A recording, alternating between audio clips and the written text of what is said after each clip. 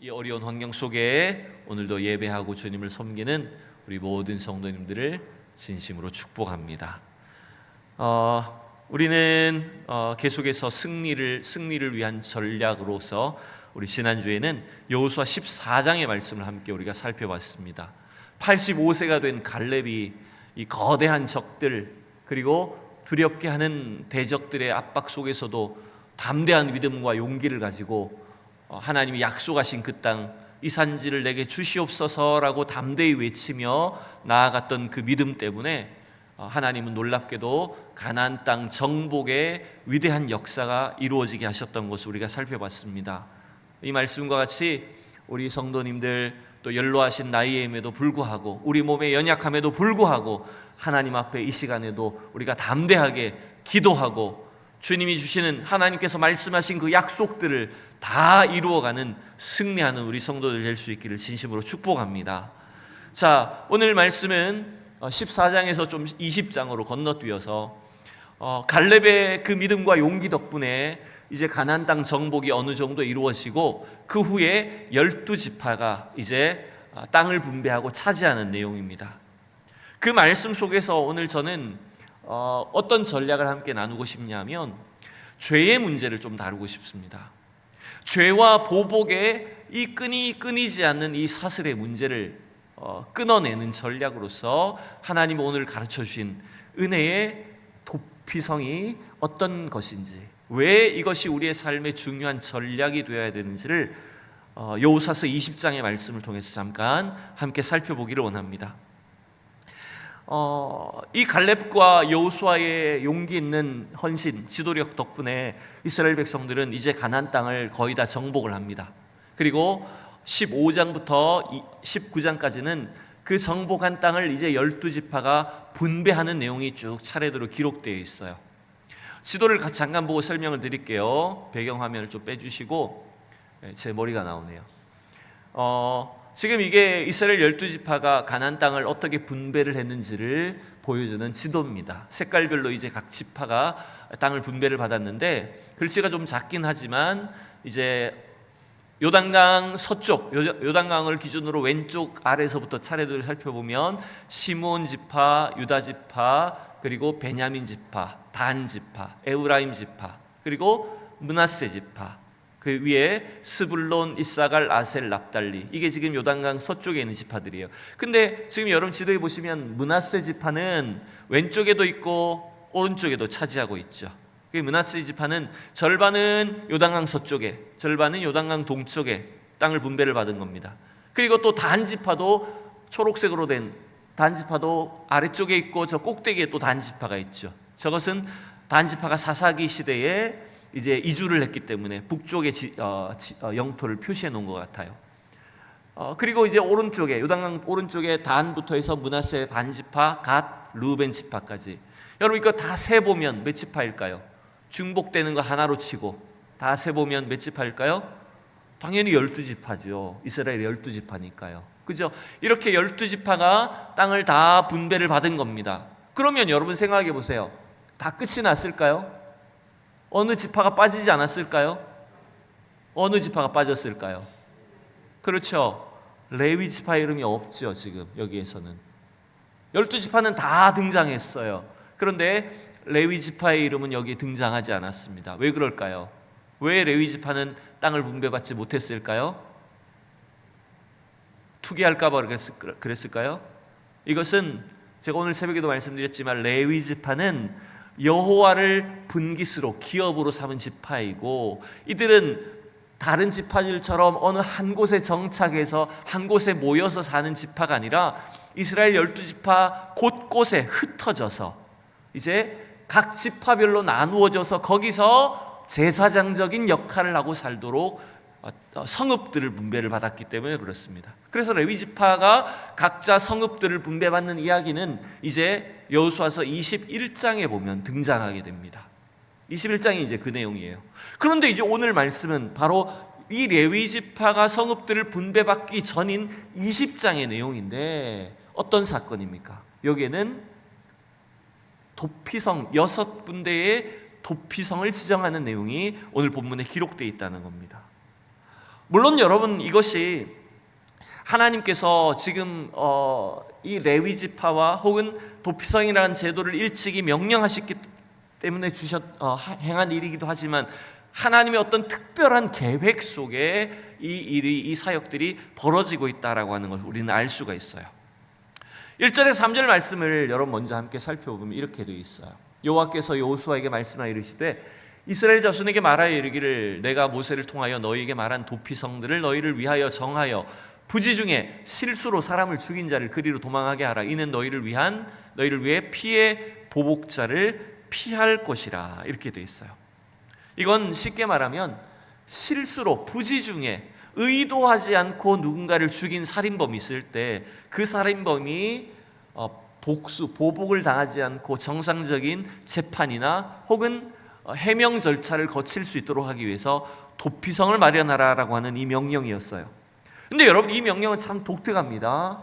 이 도피성 제도에 대한 말씀은 일찍이 하나님이 출애굽기 21장에서 먼저 가르쳐 주셨어요. 우리 출애굽기 21장의 말씀을 또 함께 볼게요. 12절부터 여러분 같이 함께 말씀을 읽어봅시다. 화면을 보고 읽겠습니다. 시작. 사람을 쳐 죽인 자는 반드시 죽일 것이나 만일 사람이 고의적으로 한 것이 아니라 나 하나님의 그 사람의 손에 넘긴 것이면 내가 그를 위하여 한 곳을 정하리니 그 사람이 그리로 도망할 것이며 사람이 그의 이웃을 고의로 죽였으면 너는 그를 내 제단에서라도 잡아내려 죽일지니라. 아멘. 여러분, 출애굽기 20장에는 시내산에서 모세를 통해서 하나님 10계명을 주신 말씀이 있잖아요. 그리고 10계명 직후에 21장에는 이스라엘 백성들이 구체적으로 지켜야 될 그 율법들, 삶의 법칙들을 어느 정도 세세하게 가르쳐주는 말씀이 여기 21장에 있는 겁니다. 그런데 여러분, 특별히 생각해 보세요. 사람 사이에 지켜야 될 법들 중에, 사람 사이에 지켜야 될 율법들 중에 가장 엄중한 것은 뭘까요? 가장 무서운 죄는 뭘까요? 5계명에 나온 것처럼 살인하지 말지니라는 계명이지요. 그 살인이라고 하는 것은 하나님의 생명을 함부로 해하는 것, 자기의 생명뿐만 아니라 남의 생명도 함부로 해하는 것만큼 무서운 죄가 없어요. 그래서 하나님은 일찍이 율법을 말씀하실 때부터 그 생명의 문제, 살인의 문제에 대해서는 단호하게 어떻게 하라고 했을까요? 그 살인범을 죽이라고 말했어요. 돌로 쳐서 죽이라. 왜냐하면 핏값은 핏값으로만 갚을 수 있기 때문에. 그래서 출애굽기 21장에는 아까 우리 읽었던 말씀에 보면 분명히 살인에 해당되는 범인들을, 죄인들을 죽이라고 하는 명령이 나타나 있었어요. 그런데 그 가운데에, 살인죄를 다루는 가운데 방금 여기 있었던 13절에 뭐가 있었어요? 고의적으로 한 것이 아니고 실수로 한 것이라면, 의도한 일이 아니라면 뭘 만들으라고요? 도피성을 정하라고 한 거예요. 물론 여긴 도피성이라는 제목은 아직 등장하진 않았지만, 그러니까 하나님이 율법을 주실 때 굉장히 초기부터 이 도피성 제도를 가르쳐 주신 걸 알 수가 있어요. 뿐만 아닙니다. 이제 민수기로 넘어가 보면 하나님이 모세를 통해서 이스라엘 백성들이 가나안 땅에 들어갔을 때에, 민수기 35장의 내용이에요. 자막이 있지 않나요? 예. 35장에 보면 아주 구체적으로 이 도피성 제도를 설명해 주신 것을 우리가 알 수가 있습니다. 이 명령 때문에 오늘 여호수아 20장에 도피성을 정할 수 있었던 거예요. 우리 이 부분도 잠깐 읽어볼게요. 자, 9절부터 같이 읽겠습니다. 시작. 여호와께서 또 모세에게 말씀하여 이르시되 이스라엘 자손에게 말하여 그들에게 이르라. 너희가 요단강을 건너 가나안 땅에 들어가거든 너희를 위하여 성읍을 도피성으로 정하여 부지 중에 살인한 자가 그리로 피하게 하라. 이는 너희가 복수할 자에게서 도피하는 성을 삼아 살인자가 회중 앞에 서서 판결을 받기까지 죽지 않게 하기 위함이니라. 너희가 줄 성읍 중에 6을 도피성이 되게 하되 세 성읍은 요단 이쪽에 두고 세 성읍은 가나안 땅에 두어 도피성이 되게 하라. 이 6성읍은 이스라엘 자손과 타국인과 이스라엘 중에 거류하는 자의 도피성이 되리니 부지 중에 살인한 모든 자가 그리로 도피할 수 있으리라. 굉장히 세세하게 알려주셨죠, 그죠? 이 살인범을 다룰 때에 억울하게 죽으면 안 되니까, 혹은 보복당하면 안 되니까 이 살인범을 정상적인 재판을 받게 하고 혹은 절차, 시비 절차를 가리게 하기 위해서 도피성을 6군데 마련하라고 말했어요. 그리고 양쪽에 3군데씩을 정하라고 말씀하셨고, 심지어 15절에 보니까 누구까지도 해당됩니까? 도피성에 피할 수 있는 자 누구까지도 해당됩니까? 이스라엘 백성들뿐만 아니라 타국인들, 이방인들까지도요. 이스라엘 가운데 와 있는 이방인들, 타국인들, 나그네들까지도 이 법의 보호를 받도록 명령하셨다는 거예요. 자, 저는 이게 왜 하나님이 그러면 도피성을 마련하게 하셨을까? 그리고 실제로 이제 이 여호수아서에서 레위 지파가 아직 자기들의 성읍도 분배받기 전에 뭐부터 정한 겁니까? 21장에서 성읍을 분배받는데 그 성읍도 받기 전에 뭘 한 거예요? 20장에서 6군데에 도피성을 정한 거예요. 그러니까 여러분, 이 일은 굉장히 의미가 있다는 걸 알 수 있는 겁니다. 하나님이 특별한 의도를 갖고 도피성을 정하게 하신 것을 우리가 생각해 볼 수 있는 겁니다. 그러니 이것이 단순히 율법의 명령 때문에 이 도피성 제도가 생겼다거나 혹은 하기 싫지만 억지로 도피성을 정했다라고 하는 개념이 아니라 우리는 하나님의 의도를 우리가 찾아볼 줄 알아야죠. 하나님이 뭔가 특별한 마음을 갖고 계시는구나라고 하는 것들을 우리는 짐작을 해볼 수 있어요. 저는 그래서 오늘 이 말씀을 묵상하면서 첫 번째로 하나님이 어떤 의도, 어떤 마음을 갖고 계셨을까를 생각해 봤는데, 첫 번째는 이거예요. 하나님은 인간들의 죄를 심판하셔야 됩니다. 죄를 반드시 멸하셔야 되지만 죄인을 심판하는 것보다 하나님께서 더 원하시는 일은 뭘까요? 그 죄인이 회개하고 돌아오기를, 회복되기를 원하신다. 그게 하나님 아버지의 마음이라는 걸 기억하셔야 돼요. 다시요, 하나님은 죄인을 그 죄에 따라 심판하셔야 되지만 구원을 베푸시고 그들을 용서하기를 원하시는 하나님이라는 사실을 우리가 기억하셔야 된다는 겁니다. 여러분 믿으십니까? 여러분, 하나님은 인간의 죄를 다루시기 위해서 율법을 주셨어요. 그래서 그 율법을 통해서 죄를 엄격하게 다루십니다. 그러나 동시에 하나님은 어떻게 해서든지 죄인을 살리시기를 원하시는 분이라는 걸 여러분 기억하셔야 돼요. 자, 그래서 도피성이 어떻게 정해졌는지 한번 다시 보죠. 지도에서 지금 6군데의 도피성을 이렇게 찍어 놓은 겁니다. 요단강 동편의 3군데, 요단강 서편의 3군데예요. 여러분 이름을 뭐 기억하실 필요는 없습니다. 근데 그 중에 하나는 기럇 아르바, 즉 갈렙이 지난 14장에서 이 산지를 내게 주소서라고 해서 차지했던 그 성읍, 바로 헤브론도 이 도피성 중에 들어가게 된 겁니다. 자, 그런데 이 6군데의 도피성은요, 위치가 참 절묘해요. 왜냐하면 반경 30-40km 내에서 하루 정도만 열심히 걸어가면 어떻게 될까요? 그 살인범이 여러분 살인을 저질렀어요. 실수로 사람을 죽였어요. 그럼 누군가 피해 보복자에게 쫓길 때 빨리 도피성으로 가야 될 것 아닙니까? 그러면 그 도피성에 최소한 하루만 열심히 걸으면 도피성에 도착할 수 있는 위치가 바로 이 6군데의 위치였다는 거예요. 하나님 그렇게 지정을 해주신 겁니다.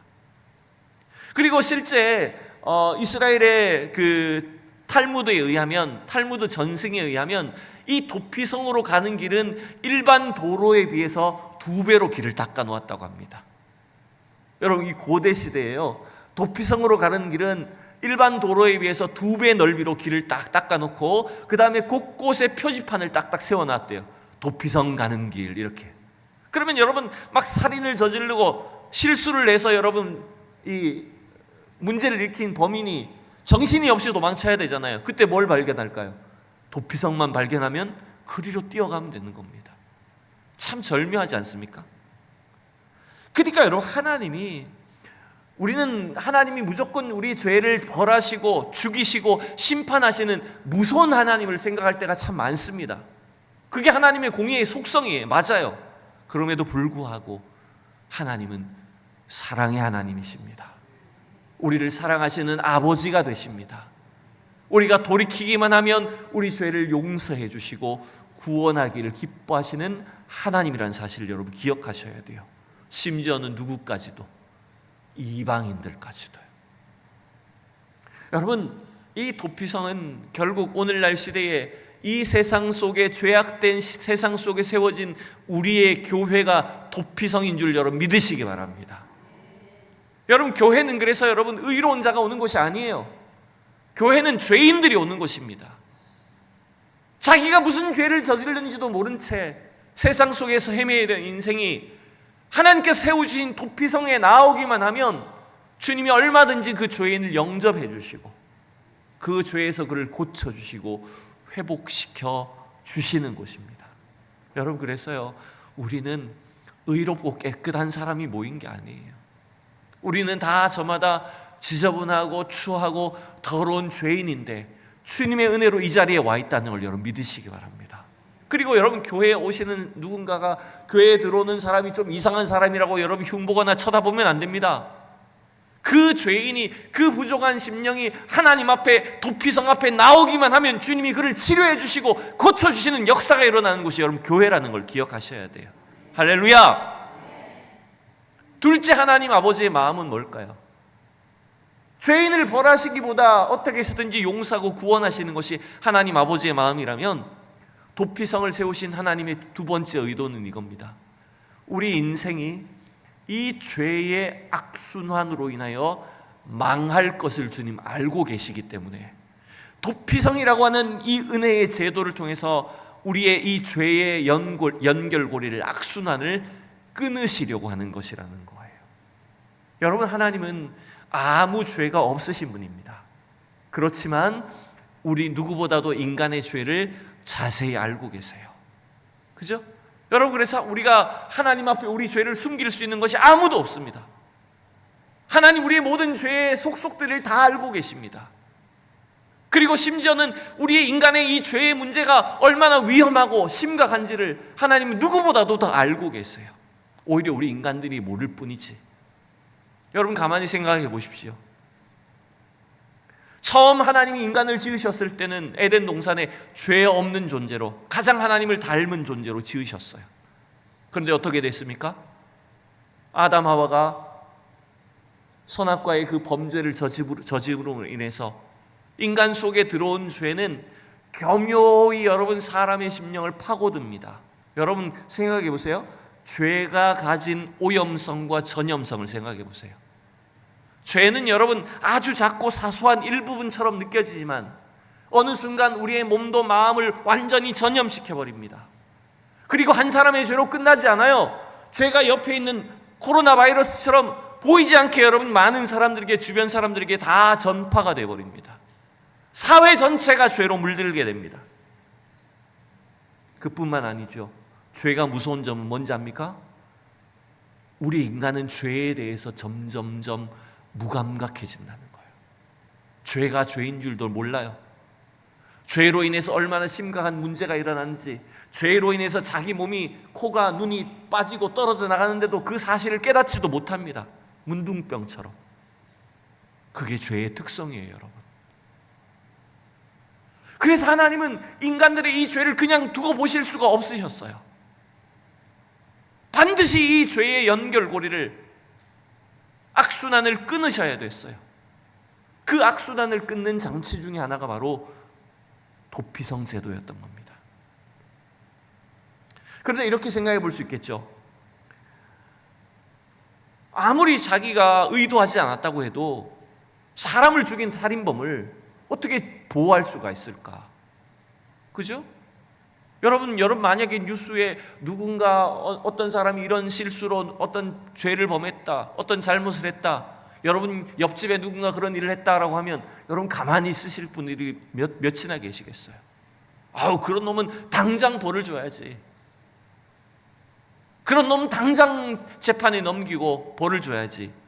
여러분 이렇게 생각하지 않을까요?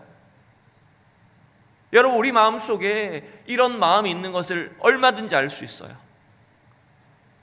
왜냐하면 이 도피성 제도 중에 하나가 의도가 뭡니까? 5절의 말씀을 보고 전해야 되겠네요. 도피성 제도를 정한 의도가 뭡니까? 피해 보복자가 그의 뒤를 따라온다 할지라도 그들은 그 살인자를 그의 손에 내주지 말지니 이는 본래 미워함이 없이 부지 중에 그의 이웃을 죽였습니다. 여러분, 의도하지 않게 실수로 누군가를 죽였어요. 산에 가서 여러분 도끼로 지금 나무를 하는데 도끼 날이 빠져가지고 연못에 빠졌는데 산신령이 나타나는 게 아니고 산신령이 맞아 죽어버렸어요. 농담이고요. 그러니까 내가 의도하지 않은 어떤 살인사건이 일어났다고 하면 우리가 생각했을 때는 물론 실수로 그랬겠구나라고 이해하기도 하지만 그 당사자 입장에서 어때요? 그 가족의 입장에서 어떻게 되겠습니까? 보복해야 되겠다는 거죠. 복수심에 불타오를 수 있는 거예요. 여러분, 이게 여러분 멀리 있는 이야기 아니에요. 예를 들어 봅시다. 여기 운전하시는 남자분들, 여자분들도 계시죠. 운전하시는 분들, 여러분 실제 운전해 보면 어떻습니까? 누군가 여러분 거칠게 여러분 앞에 들어오면 어떻게 하실래요? 에? 그냥 느긋하게 참고 가십니까? 전 잘 못 그래요. 누군가 여러분 나를 굉장히 위험하게 만든다 그러면 나도 똑같이 갚아줘야지 이렇게 반응할 때가 참 많습니다. 크락션을 누르고 옆에 가서 막 소리라도 지르고 싶고 똑같이 나도 그렇게 그 사람을 앞질러 가서 복수하고 싶은 그런 마음이 들 때가 있지 않을까요? 여러분, 이 죄의 문제가 우리 속에 가해자가 아니라 피해자라고 할지라도 이 죄의 문제로 인해서 우리 속에 얼마나 이 보복심리, 복수심 이런 것들이 우리 속에 도사리고 있는지를 여러분 가만히 살펴보면 여기에서 누구도 자유로울 수 없다는 걸 알 수가 있어요. 제가 어릴 때 꿈인 것 같아요. 아무리 생각해도 이건 꿈인 것 같은데 어릴 때 저희 시골집 바로 뒤에 또 이웃집이 있었습니다. 그 집은 먼 친척 집이에요. 외가 쪽으로 먼 친척에 해당되는 집인데 이 두 집이 붙어 있어요. 사실은 굉장히 가까운 집이에요. 친한 집이에요. 근데 저는 어릴 때 제가 꾼 꿈속에서 그 집에 있는 가족들하고 그렇게 형제처럼 지냈던 집안인데 제 꿈속에서 막 싸웠던 기억이 나요. 근데 왜 그런지 저는 아직도 이해가 되지 않아요. 왜 어린 마음에 꿈속에서 그렇게 먼 친척 집인데 왜 내가 그 집과 싸웠는지 그 당시에 뭔가 두 집안 사이에 문제가 있었는지 저는 잘 기억나진 않지만 모르겠어요. 그냥 헛된 꿈일 가능성이 더 높아요. 근데 어린 마음에도 여러분 꿈속에서 옆집하고 싸우는 꿈을 왜 꿉니까 하필? 그죠? 이상하지 않나요? 여러분 실제 미국의 역사 속에서 1800년대 후반에 두 집안 사이의 전쟁과 싸움으로 인해서 굉장히 유명한 사건이 있습니다. 그게 뭐냐면 해필드라는 가문하고 맥코이라는 가문이에요. 이 두 집안은 원래 남북 전쟁 때문에 남군과 북군으로 나눠져서 같은 동네, 이웃 동네에 살고 있으면서 한쪽은 남군의 편을 들고 한쪽은 북군의 편을 들면서 두 집안이 서로 싸웁니다. 그리고 서로 막 죽고 죽이는 전쟁을 치러요. 그게 1차적인 싸움이었어요. 근데 잠잠해졌나 싶었는데 조금 뒤에 1800년대 후반에 이 두 집안이 다시 싸우는 일이 생겼다고 합니다. 왜 싸우는지 압니까? 왜 싸움이 시작됐냐면 돼지 한 마리 때문에 싸우기 시작했대요. 지금처럼 여러분 표식이 잘 돼 있지 않았잖아요. 근데 동네 돌아다니는 돼지가 누구 돼지냐라고 하는 것 때문에 싸우기 시작해서 재판 가고 서로 증인 서고 하다가 자기 마음에 안 드는 판결이 나니까 서로 쏴 죽이기 시작한 거예요. 실제 사건입니다. 그래서 10년이 넘는 기간 동안 수십 명이 죽어요. 이 두 집안 사이의 전쟁 때문에.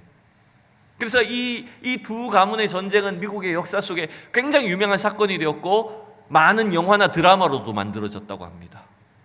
그러니까 여러분 이 인간의 싸움, 죄의 문제로 인해서 서로 적대시하고 원수를 갚고 싸우는 일은 멀리 있는 문제가 아니에요. 우리 삶에 우리 주변에 얼마든지 도사리고 있는 일이라는 걸 여러분 알 수 있습니다. 하나님은 우리 인간의 이러한 죄성을 아시고 은혜의 도피성을 마련하게 하신 거예요. 왜냐하면 그 하나님의 은혜만이 이 죄의 악순환을 끊을 수 있기 때문에 그렇다는 것입니다. 여러분 오늘도 예수 그리스도는 우리를 구원하시기 위해서 이 땅에 세워주신 도피성으로 오신 줄로 믿으시기 바랍니다. 여러분 삶에 고민이 있고 다툼이 있고 원한이 생기고 막 복수심에 불타오르고 그런 힘든 문제가 생길 때마다 여러분 어떻게 하셔야 되냐면 도피성 되시는 예수님께 피하셔야 돼요. 주님 앞에 나아가셔야 돼요. 그것만이 여러분이 이 죄의 문제를 끊을 수 있는 비결이라는 것입니다. 자, 그런데 이걸 가만히 생각해 보십시오. 실제 이 도피성은 그 살인범을 보호해주고 또 보복당하지 아니하도록 그 살인범을 지켜주는 중요한 장치가 된 것은 맞습니다. 근데 한계가 명확하죠. 한계가 분명히 있습니다. 이 도피성 제도의 한계는 뭘까요? 여러분, 그 도피성에 피하여 온 사람이 만약에 재판을 받지 못한다면 그 사람은 어떻게 살아야 됩니까? 그 사람의 무죄가 밝혀지지 않는다면 그 사람은 어떻게 살아야 됩니까?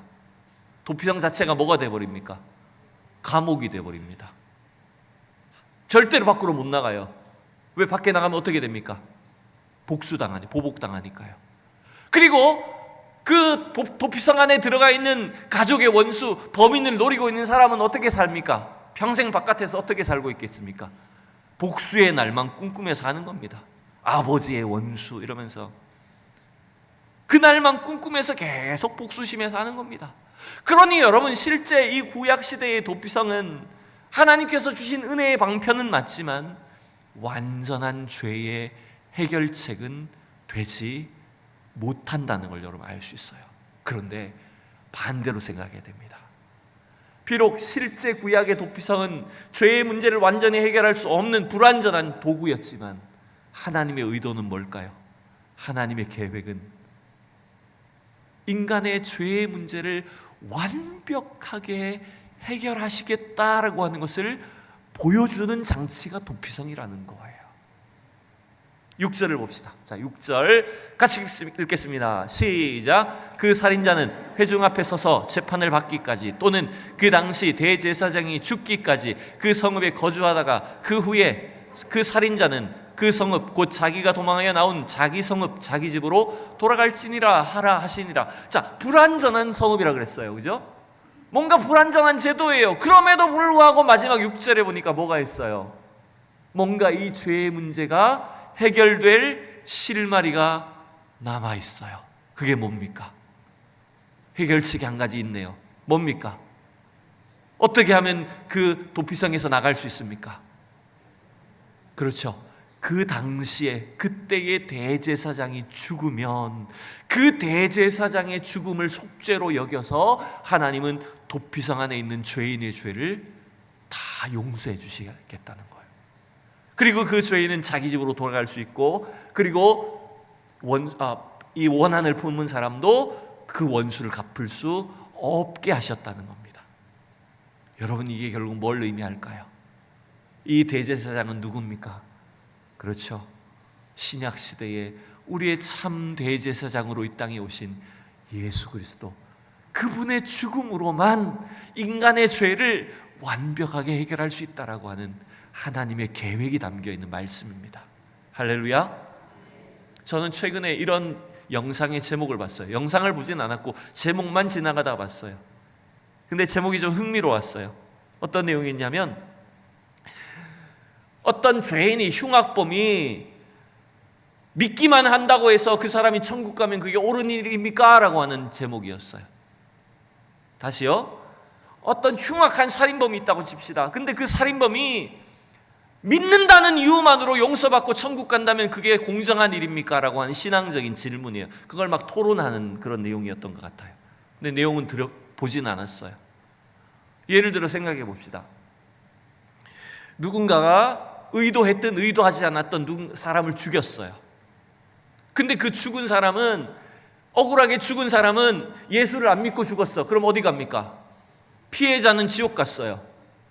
근데 만약 가해자는 자기가 그렇게 살인을 저질렀어요. 의도했든 의도하지 않았던 죄를 저지른 뒤에 그 사람이 하나님 앞에 이제 난 예수 믿겠습니다 하고 나는 구원받고 천국 갑니다 이러면 사람들 입장에서 어떻게 보여요?